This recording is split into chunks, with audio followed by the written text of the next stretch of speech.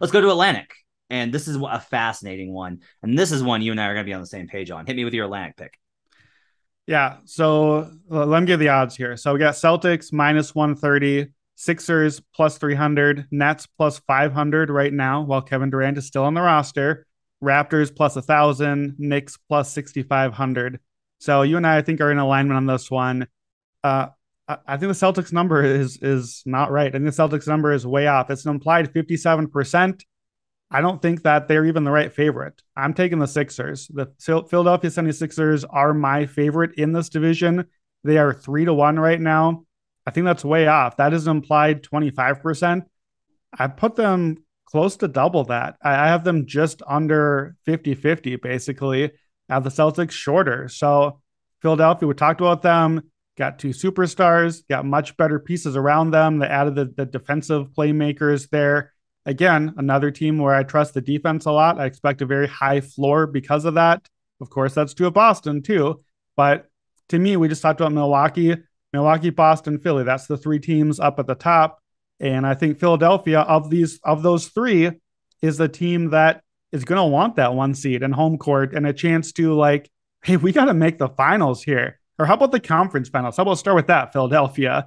But they want to get that one seed.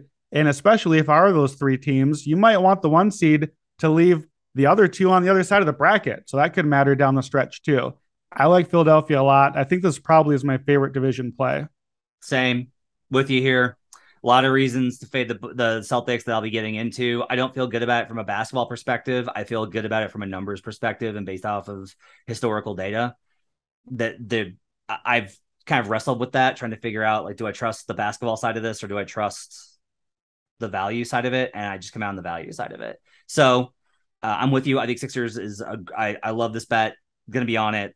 Sixers plus 300. Either way, I think we'll have cash out value. Like the worst case scenario, I think, is that this is down to, Celtics minus 125, Sixers plus 100 by the end of the season. And in that case, we'll probably have a cash out or a hedge opportunity, at least a break even. So all this combined, I'm with you 100%. Love this. Don't want the Nets. Don't want the Celtics. Think they're overpriced.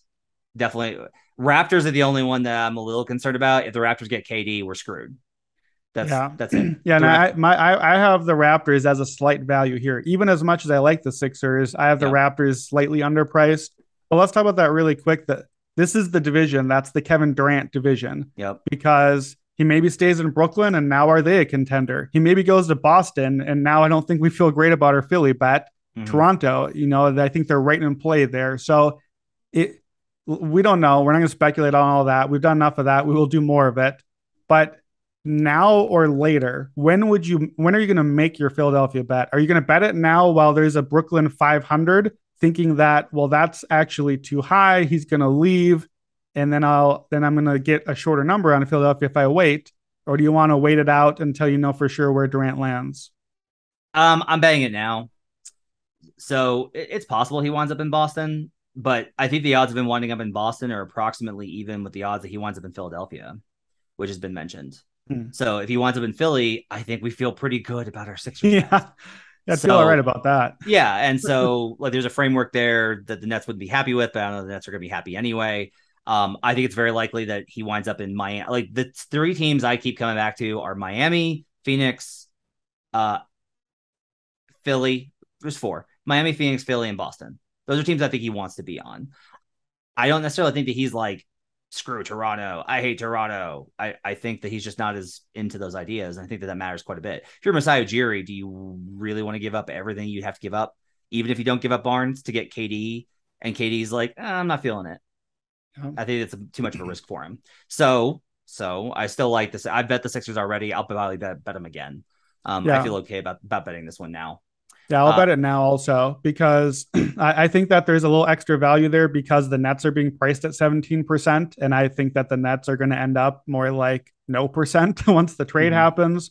And I think, too, even if Boston gets Kevin Durant, I'm not really sure that I think that raises their regular season win total a ton. I actually might like it a little less because it's going to take away what makes them such a good regular season team, which it's going to make the defense a little worse because it can't get any better.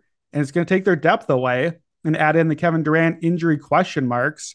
I might like them a little less actually in the regular season. Better for the playoffs for sure, but that's not the bet here. So I think this is the time to get your Philadelphia ticket.